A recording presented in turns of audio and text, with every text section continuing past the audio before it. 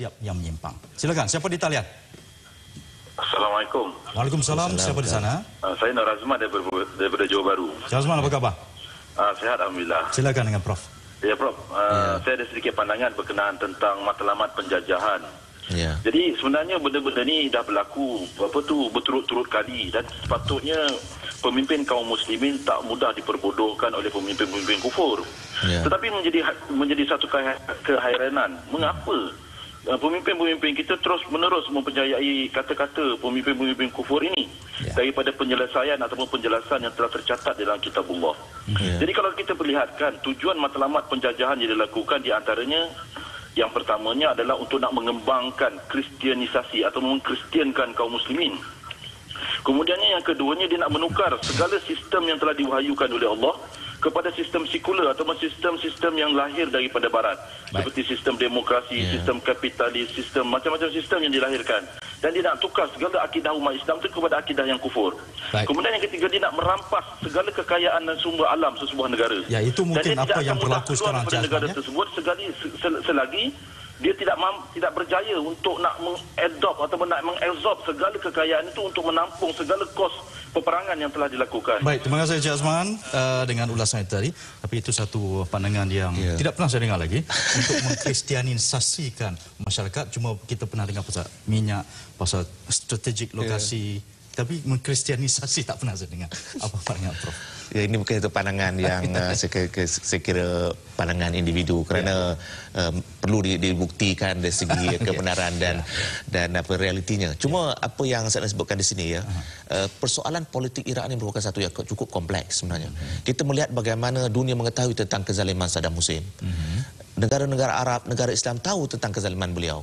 Tetapi akhirnya yang menjatuhkan Saddam Hussein ialah Amerika Syarikat. Dan saya yakin kalau umpamanya Bush tidak mengambil keputusan untuk menyerang Iraq, Saddam Hussein masih terus berkuasa pada waktu ini dengan kezaliman yang kita telah tahu. Bukan saya nak memuji Amerika dalam konteks ini, tapi saya ingin melihat di sini bahawa betapa ya dalam konteks yang berlaku di negara Timur Tengah pada waktu ini, Saddam Hussein adalah satu contoh bagaimana pemimpin yang zalim, pemimpin yang kita anggap sebagai tidak membawa kebaikan kepada negaranya, tetapi mampu bertahan dan akhirnya terpaksa satu kuasa luar untuk menjatuhkan beliau daripada kekuasaannya. Itu soalan seterusnya Prof, ada menjurus ke arah itu. Mungkinkah itu dasar jiran-jiran Iraq untuk tidak mempedulikan, mungkin seperti ASEAN juga, kita tidak mau mencampuri urusan negara-negara jiran, negara-negara ASEAN.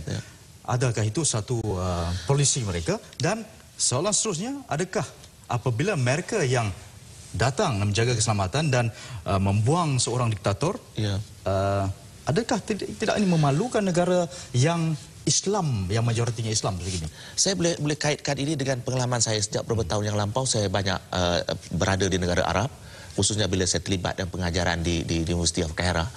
Saya cuba meninjau apakah sebenarnya pandangan orang Arab ini berdasarkan laporan media mereka, berdasarkan kepada pandangan dan pendapat rakyat mereka dan juga pemimpin mereka.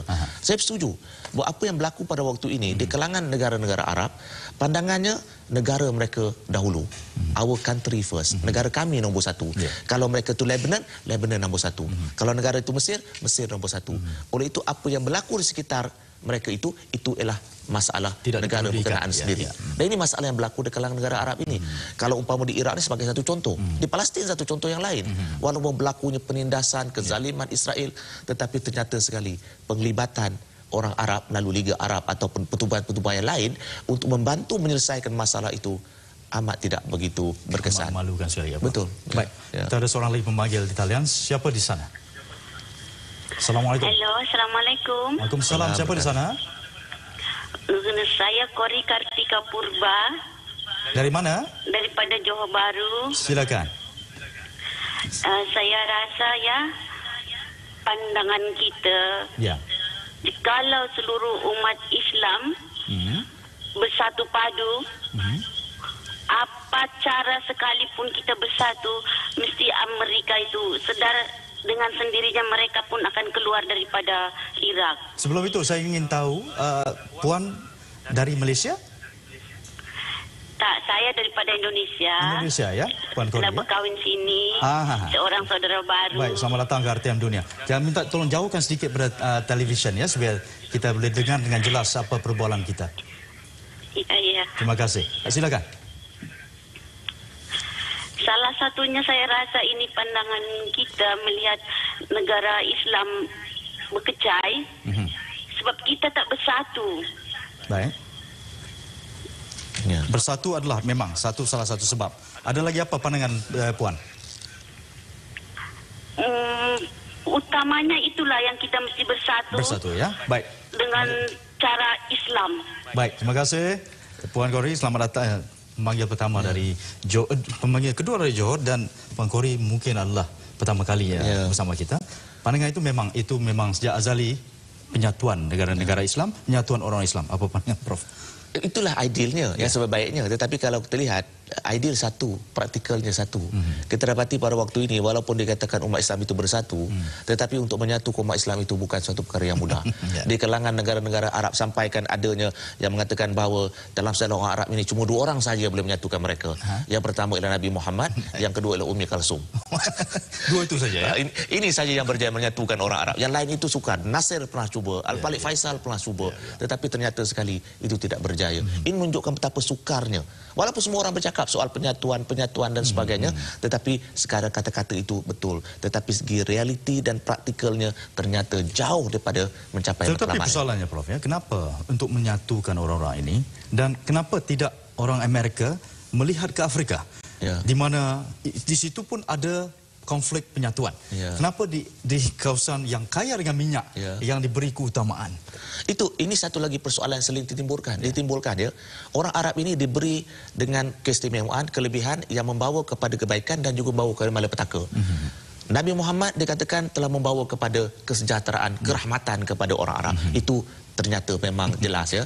Tetapi minyak sebagai contoh ya, itu dianggap sebagai satu rahmat. Ada yang membawa rahmat, ada yang membawa malapetaka. Saya melihat bahawa malapetaka yang menimpa Iraq ini ialah kerana dia kaya dengan minyak. Terlampau kaya ya. Kerana kaya, dia menjadi rebutan. Ya. Kalau dia tidak kaya, sudah tentu saya fikir tidaklah direbut seperti yang berlaku pada hari ini. Seorang lagi pemanggil di talian. Siapa di sana? Okey, nampak putus. Tapi tunggu lama agaknya. Okey, sekarang ni 5 tahun sudah memerintah atau sudah menduduki. 3 tahun lagi orang Amerika akan berada di sana, dan penerimaan orang-orang Iraq tidak begitu mengizinkan untuk Amerika menduduki lagi. Kenapa tidak orang Amerika ini digantikan dengan tentera lain seperti mungkin tentera PBB atau tentera dari Liga Arab? Apa pandangan Prof? Ini isunya. Kerana kalau kita lihat, bagi orang Iraq, walaupun Amerika mengatakan mereka datang ke Iraq kerana ingin menggulingkan Saddam Hussein, Saddam telah pun digulingkan dan telah pun mati, dan mereka cuba membawa demokrasi di Iraq, telah dibawa demokrasi, Amerika masih tidak keluar. Oleh itu bagi rakyat Iraq dan umat Islam seluruhnya, mereka melihat kehadiran tentera Amerika ini adalah sebagai penceroboh. Bukan sebagai pembawa kepada perdamaian, kebaikan dan sebagainya. Untuk menyelesaikan masalah Iraq pada hari ini, pandangan yang lebih popular pada waktu ini melihat bahawa perlunya ada peranan pertubuhan bangsa bersatu, ataupun lebih baik peranan dimainkan oleh Liga Arab ataupun OIC. Kerana ini dilihat sebagai satu pasukan ataupun satu perkumpulan yang ingin membantu, bukan untuk menceroboh. Tetapi Amerika imej yang penceroboh. Walaupun mereka mengatakan kami membawa demokrasi, kami membantu, tapi tidak akan selesai dengan pendekatan yang dilakukan. Persepsi sudah ada. Sudah menyimpang. Seorang lagi pemanggil di talian. Siapa di sana? Hello. Assalamualaikum. Assalamualaikum. Boleh cakap dengan Profesor? Siapa di sana? Saya Abdullah bin Ismail. Silakan jawab. Saya cadangkan kalau katakan memang Iraq tu memang kena jajah terus pasal American ini presiden semua memang tak betul. Presiden dia sudah jumpa Bush. Kalau boleh Iraq tu dia memang nak hancurkan dia. Dia memang tak bersatu lagi ke negara Arab pun dia tak bersatu. Memang tak sokong. Kalau kena perang ke semua di negara Arab dan Palestin pun tak tentu arah. Jadi macam-macam American kalau boleh memang panggil gaduh, panggil perang satu Arab semua. Jadi semua dia ni cubalah bersatu betul-betul, tapi tak bersatu. Jadi memang Yahudi memang sukalah kalau nak perang, lagi presiden baru ni lagi lah sama aja lebih kurang. Itu aja tajuk saja. Terima kasih. Assalamualaikum. Baik, Waalaikumsalam. Itu satu lagi apa yang sebenarnya apa diperlukan. Betul. Yang kendaki oleh Bush. Kita semua orang tahu bahawa bersatu dengan umat Arab yang begitu ramai dengan kekayaannya, dengan dulu 3 harga minyak cukup tinggi, Tapi itu dari segi apa yang kita lihat, yang digambarkan idealnya.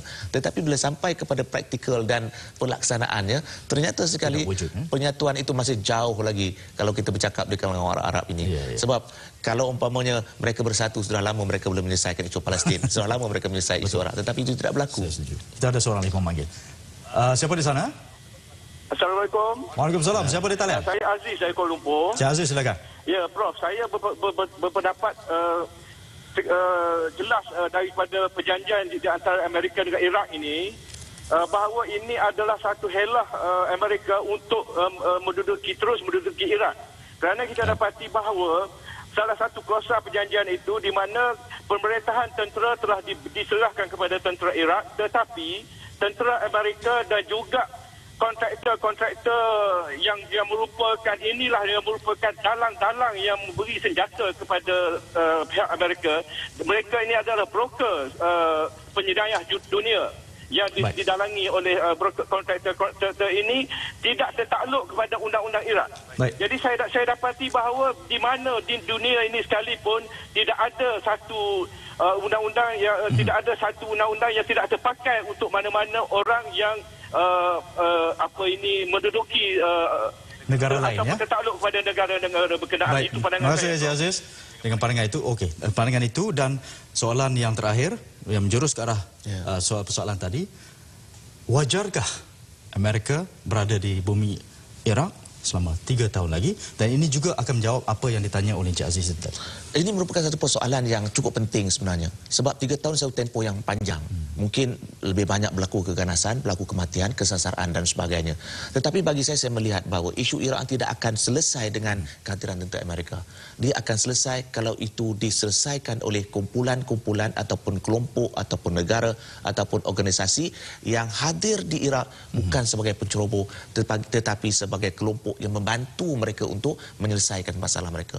Dalam konteks ini, saya melihat bahawa peranan PBB, OIC ataupun Liga Arab akan lebih berkesan kalau dibandingkan peranan dimiliki oleh mereka. Maknanya sekarang untuk 3 tahun akan datang, kita akan mungkin lepas 3 tahun Amerika kata tidak cukup masa. Tidak cukup lagi. Kita perlukan reserve time atau masa yang ditambah lagi.